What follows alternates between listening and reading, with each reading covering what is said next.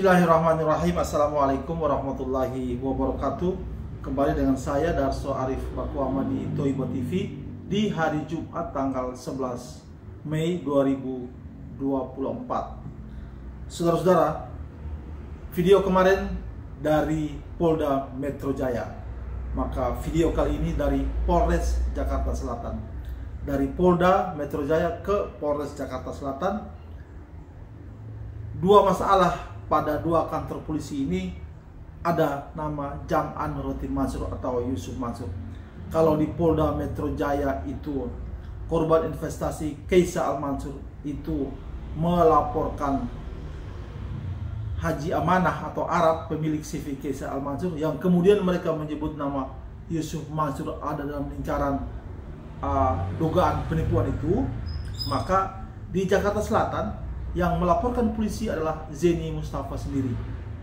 Dia melaporkan pengurus, beberapa orang yang mengaku sebagai pengurus Baitul Mal wa Tamwil Madani Darussalam Kota Wisata Cibubur, yang mana Zeni menduga bahwa mereka telah menggunakan dokumen palsu untuk berperkara dengan dia, dengan Zeni Mustafa di Pengadilan Negeri Jakarta Selatan tahun lalu. Dalam laporan Zeni Mustafa ini juga menyebut atau dia menyebutkan nama Jam'an Nurudin Mansur ada dalam lingkaran peristiwa itu. Peristiwa di mana pengurus BMT menggunakan dokumen palsu untuk kepentingan di Pengadilan Negeri Jakarta Selatan. Saudara-saudara, sebelum saya merilis video yang terkait dengan informasi yang baru saja saya sampaikan itu, saya mau bacakan sedikit pada dua video terdahulu. Dua video terdahulu itu ada pemerhati Toibo TV bernama Berkah Sel, itu memberikan sebuah tulisan atau komentar yang saya rasa ini cukup menarik. Dia berkomentar dalam 3 bagian. Pada bagian pertama dia menyebutkan begini: Pak Darso yang terhormat, ketika PayTrend 5.17 diluncurkan pada tahun 2019 lalu, di aplikasi PayTrend itu ada fitur baru namanya donasi. Kalau fitur donasi kita klik, maka akan muncul pilihan-pilihan untuk pengunanya untuk melakukan donasi atau sedekah. Pilihan itu adalah pengguna bisa memilih sedekah melalui Basnas, Dompet Duafa, Rumah Zakat, PPPA Darul Quran, dan lain-lain. Kalau saudara-saudara googling itu jejak-jejak donasi lewat PayTrend ini masih bisa ditemukan, walaupun memang sudah tidak aktif lagi. Pada bagian kedua, Berkah Sel ini menulis,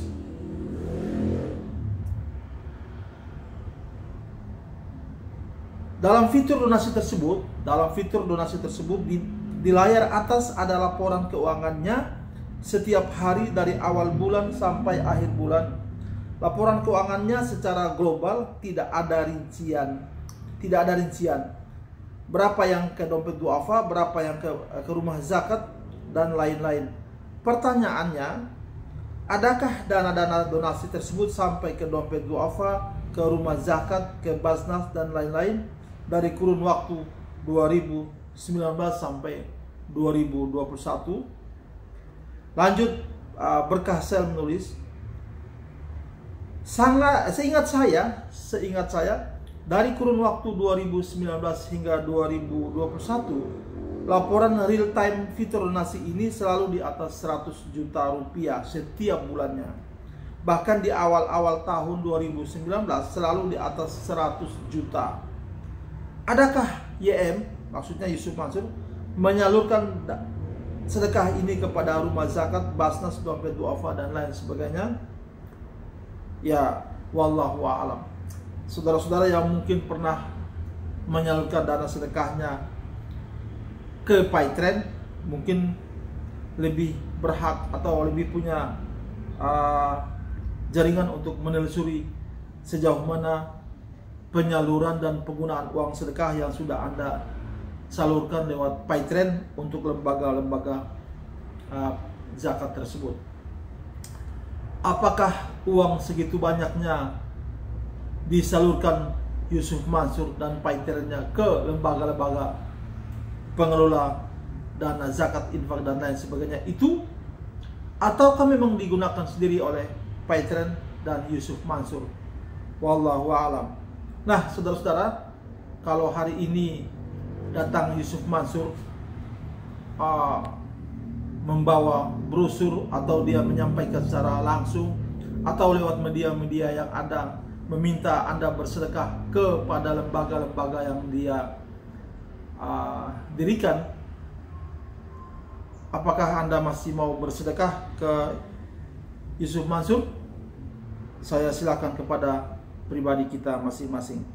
Baiklah saudara-saudara, berikut ini saya akan rilis video keterangan Zaini Mustafa sebagai pelapor terhadap beberapa orang yang mengaku sebagai pengurus BMT Darussalam Madani Kota Wisata Cibubur. Orang-orang yang mengaku pengurus ini telah menggunakan dokumen palsu.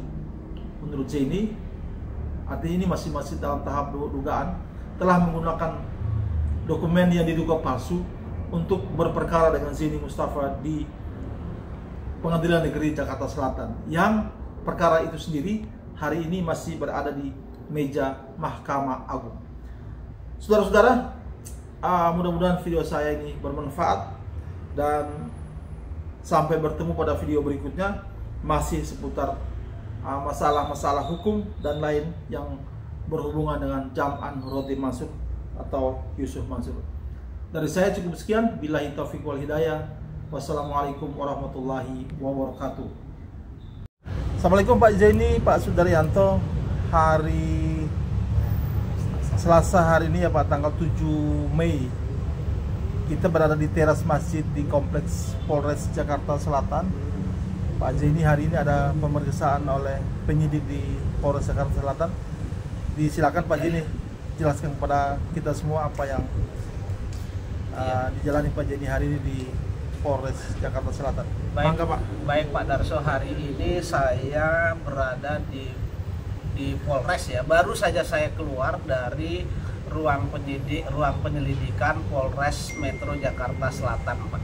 Ya. Jadi sesuai dengan surat panggilan itu saya diminta diinterogasi ya, atau diinterview atau dimintain keterangan berkaitan dengan laporan saya berkaitan dengan pemalsuan surat ya. Iya. Pemalsuan surat kuasa, yang mana saya melaporkan itu saya sebagai pelapor, kemudian saudara CD sebagai terlapor, dan RYS sebagai terlapor. Iya. Yang mana kedua orang ini mengaku atau menandatangani mengatasnamakan BMT Darussalam Madani di dalam perkara nomor perkara di Pengadilan Negeri Jakarta Selatan nomor 28-2022-PN.JKT.SEL, Pak. Ya. Gitu. Nah, berkaitan dengan hal tersebut yang saya laporkan tersebut, hari ini itu saya diperiksa, dimintain keterangan 28 pertanyaan. 28 pertanyaan. 28 pertanyaan. Sementara apa tuh Pak? Dan 28 pertanyaan. 28 pertanyaan ini dari mulai kronologi ya, kronologis terjadinya investasi, kemudian sampai dengan adanya pemalsuan surat tersebut, Pak. Jadi kronologis Ya, investasi kronologisnya ya, kronologis berkaitan saya ceritakan awal mula terjadinya investasi, yaitu Yusuf Mansur datang ke Masjid Darussalam, kemudian presentasi, kemudian tidak lama beberapa hari kemudian direktur utamanya Adiansah datang, kemudian mengajak jamaah Masjid Darussalam ke Kalimantan Selatan menuju lokasi, terus kemudian tidak lama kemudian BMT Darussalam mengeluarkan proposal mengajak jamaah Masjid Darussalam berinvestasi, terus kemudian saya tertarik berinvestasi, kemudian saya menyetorkan uang begitu. Iya. Kemudian berkaitan dengan investasi tersebut di akhir 2010 itu macet. Iya. Kemudian selanjutnya saya berkaitan dengan investasi yang saya masukkan itu, saya sudah melakukan somasi 2 kali kepada BMT Darussalam namun tidak digubris, sehingga saya mengajukan gugatan di Pengadilan Negeri Jakarta Selatan dalam perkara saya nomor 28 itu, yang saat ini sudah ada putusan pengadilan negeri, sudah ada putusan pengadilan tinggi, dan saat ini sedang proses perkara kasasi di Mahkamah Agung. Nah, selanjutnya berkaitan dengan laporan saya itu, penyidik bertanya apa yang menjadi pokok permasalahan. Yang menjadi pokok permasalahan adalah surat kuasa. Ya. Surat kuasa tertanggal 9 Februari 2022. Ya. Yang didaftarkan dan diserahkan kepada majelis hakim pokok perkara. Ya. Nomor 28 itu, yang mana yang mengaku sebagai ketua adalah saudara si D, yang mengaku sebagai sekretaris adalah saudara RYS. Ya.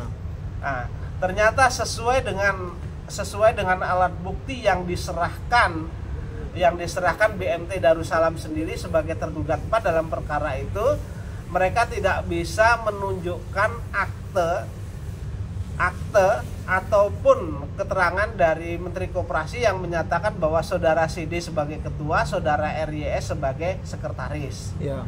Kemudian saya bersurat kepada Menteri Koperasi, dan Menteri Koperasi menjawab surat saya itu, ternyata saudara CD itu bukan sebagai ketua, kemudian saudara RYS juga bukan sebagai sekretaris, sehingga itulah yang saya laporkan karena mereka mengatasnamakan BMT Darussalam, mewakili BMT Darussalam gitu. Iya. Pidananya di apa, Pak?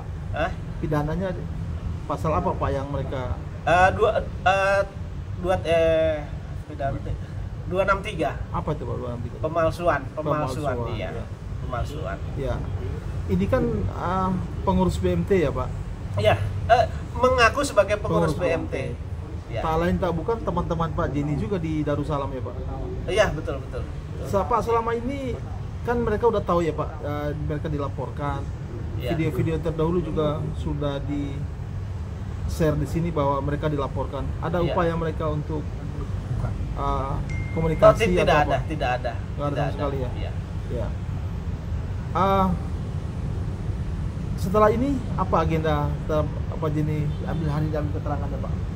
Kita serahkan kepada penyidik. Ya. Tentu berkaitan dengan perkara ini, tadi di dalam surat kuasa itu siapa yang memberikan kuasa, kemudian siapa yang menerima kuasa, dan siapa yang mempergunakan juga sudah saya jelaskan di sini. Pak, ini jadi orang-orang yang atau lingkaran-lingkaran yang terkait dengan Yusuf Mansur. Betul. Dalam bisnis ini akhirnya terkena imbas, diperdatakan, terus ini dipidanakan. Iya. Pak, jadi target dari laporan Pak Jenny sebenarnya apa, Pak? Apa sampai ke Yusuf Mansur atau apa, Pak? Jadi begini, berkaitan dengan adanya pemalsuan surat kuasa sehingga mereka bisa beracara, ini kan kejahatan tindak pidana. Iya. Nah, ketika itu kejahatan tindak pidana tentu tidak bisa kita toleransi.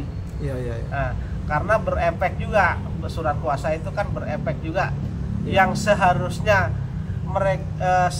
dalil-dalil mereka itu tidak bisa diterima oleh majelis hakim menjadi diterima. Nah, sehingga di sana saya merasa dirugikan. Dalam laporan Pak Jenny, kronologis yang Pak Jenny sebutkan itu ada menyebutkan nama Yusuf Mansur, Pak? Ada. Jadi kronologisnya tidak bisa terlepas, Yusuf Mansur tidak bisa terlepas karena memang Yusuf Mansur adalah orang yang pertama memperkenalkan dan mengajak jamaah Masjid Darussalam itu untuk berinvestasi batubara. Bisa jadi dia dipanggil sebagai saksi atau apa, Pak Jenny, dalam perkara ini, dalam masalah ini? Seharusnya dipanggil. Saya menyebutkan di sana. Dengan jelas saya menyebutkan kronologisnya dari Yusuf Mansur, presentasi pertama, kemudian dan mengaku sebagai komisaris, kemudian Adiansah direktur utamanya, juga mereka mengajak ke Kalimantan, meninjau lokasi. Dan seterusnya Iya.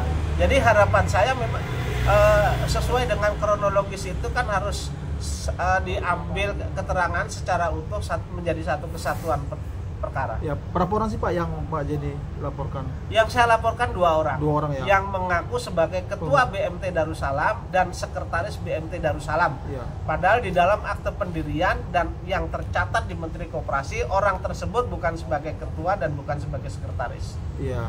Nah, yang sebenarnya menjadi ketua dan sekretaris itu di mana Pak orang-orangnya Pak? Ada di lingkungan. Masih ada di lingkungan kota wisata. Iya. Iya. Tapi mereka sekarang masih aktif nggak orang-orang yang seharusnya menjadi ketua dan sekretaris itu Pak? Allahu alam. Allahu alam. Nah, orang-orang yang Pak Jenny laporkan itu sekarang aktif di BMT itu Pak? Allahu alam juga. Oh, tahu ya Pak? Allahu alam. Oke, Ya. oke Pak. Oke Pak, sebelum kita akhiri video ini Pak, ada yang mau disampaikan lagi Pak? Jadi begini, Ya. harapan saya karena ini kan berkaitan dengan investasi.